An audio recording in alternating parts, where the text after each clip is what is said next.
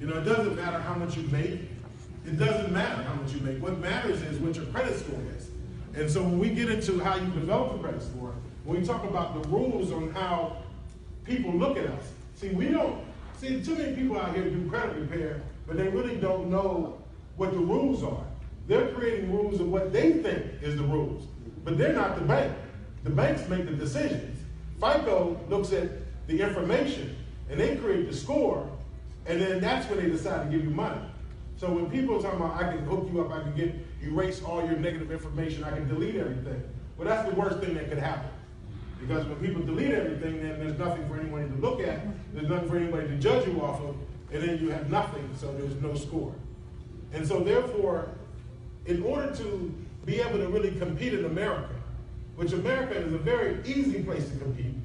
You can look at some of the people that run for president right now, how goofy they are, and how in the heck did they make it? Well, because they had credit. So if you got an airline company, you got a clothing company, you got a casino in Vegas, you got all these other companies, and they all bankrupt because you're using the American laws to benefit you, and you're running for president. So you're saying that you're sabotaging your own country with the laws and making your own country pay for things that you don't have to pay for. You find and you keep your money because he had the credit to do it. That's right. And then the only thing that you're successful in is something that your dad passed down to you, which was the real estate business and $100 million.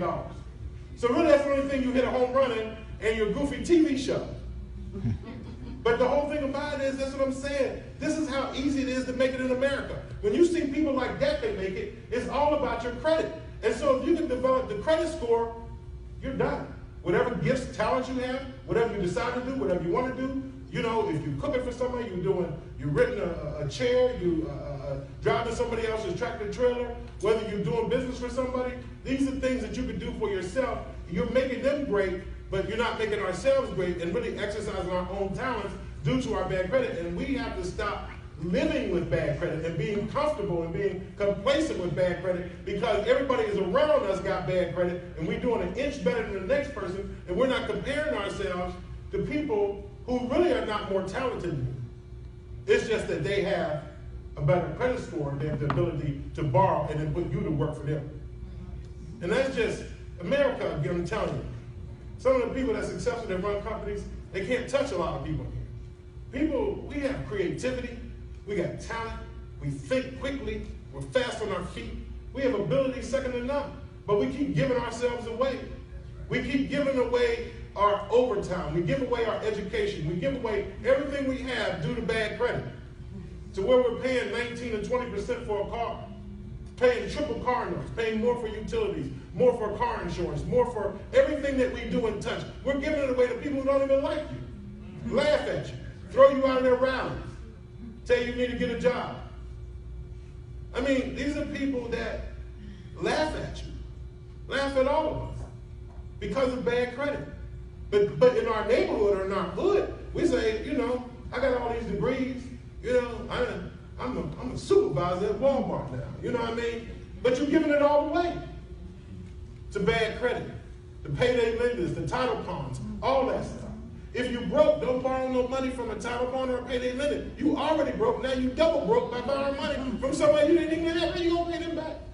Your title pawn, the car gonna be gone. The people tell you the payment is $500, but you can pay $275. But that $275 is not going towards the money that you borrowed. It's only going towards you keeping the car. So now you're buying the car again. I'd rather just sit down, stay at home, take my time, get committed, tell folks I can't go out, I can't do this, I can't do that. I'm on sacrifice time. And see, when you make moves like that, you build your own character. You're building things around you that people see, man, look how they changed, look how they're growing. It's time to grow up. No matter how old you are, it's time to grow up because it's not over. You understand? Why do you think so many people try to get over here? Because it's an easy place to make it in. Super easy. But then sometimes we complacent with it. No matter what you do. I mean, these people that be smoking this hog at these hog shops, you can own your own hog shop. You ain't got to be chopping no wood for him. You can chop your own wood for you. Even if you have to start on the side of the road, you just can't spend the money that you make. You know what I'm talking about? You make 300, then you put 150 back in the club that night. Talking about, let's go out. You got to put that back into yourself. And then so as we talk about credit, then we'll see how easy it is. It's really a simple process. It's not complicated at all. So we're going to talk about some credit pitfalls, traps, situation. Our mission is to educate the masses on the pitfalls of credit. See, there's a lot of traps in credit. There's a lot of things that go on in credit that put people into bad situations that people don't know. Like, we'll jump ahead in the presentation real quick and then we'll skip past those slides when they come up. When we talk about credit pitfalls, is that collection agencies. It's a big credit pitfall. It's a trap. You know, I didn't look up the statute of limitation in the state of Arkansas. I'm not sure. It's 3 years? That's sweet. That's one of the sweetest places in the country. Then Arkansas, Mississippi, Maryland. There's only about 4 states that only have the lowest statute of limitations in debt. It's just 3 years here, as the gentleman said. So what that means is, if you had a repossession or if you had a charge-off or you owe debt, after 3 years, they can't come after you no more. But we're doing bankruptcies for stuff that's 8 and 10 years old because a collection agency is harassing us. And then a lot of times when we do bankruptcies, that attorney, who may even look like you, is going to lead you to the wrong bankruptcy to do. They're going to tell you to do a Chapter 13 bankruptcy, which is a repayment of debt. You repay it because you don't owe it anymore. But it comes from these collection agencies who continue to try to come after you and harass you to make you think that you do owe the debt. To try to get you into court to create a judgment. Then they get you in court to create a judgment. Then basically what happens is that if you don't show up, now you do have a real debt that was already free. Or if you attempt to pay on a debt that is 5 years old, but is 3 years here, then you just renewed the debt. And now you got to pay again, and they'll send you that thing where you made a payment, so you just renewed it. So we're talking about the basic pitfalls of credit.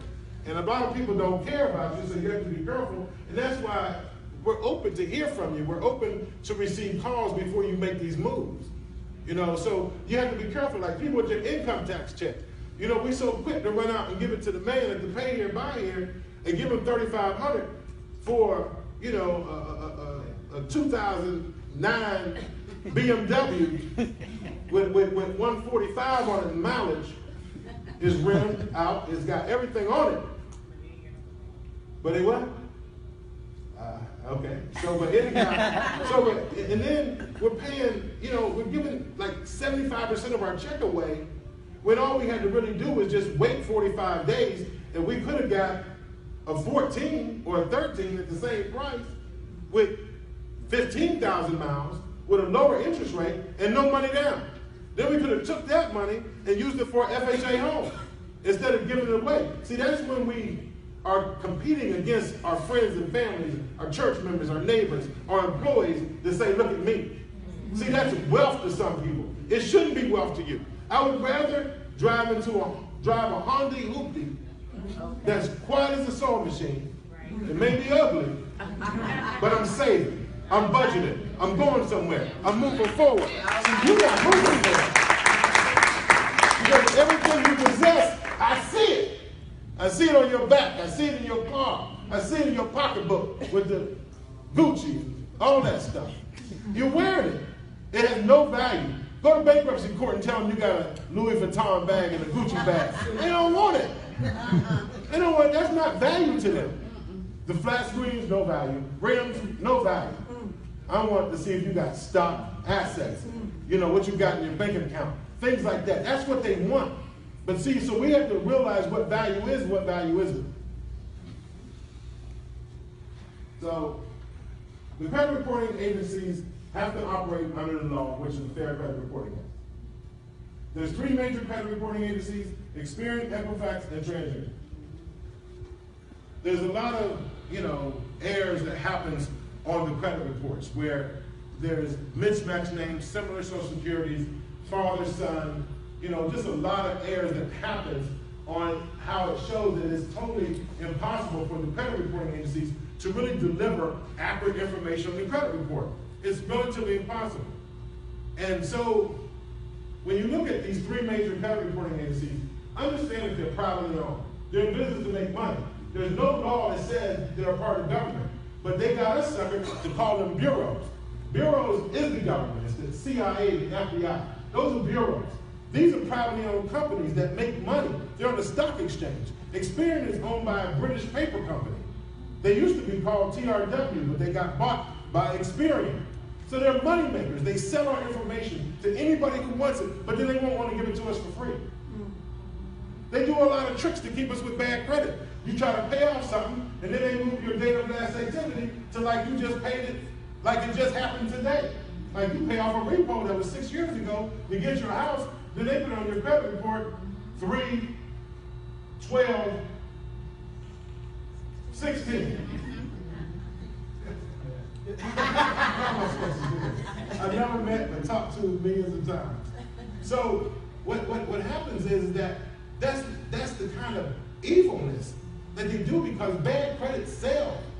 There's merchants and banks looking for people who are viable folks but got poor credit and nobody will offer you nothing. I'll sell them something, but at a high price. I mean, what that sound like? Folks still in financial slavery. You're free, but you're not free financially. You get to walk around, but you're still in bondage. You're still serving people who don't even like you and making them rich.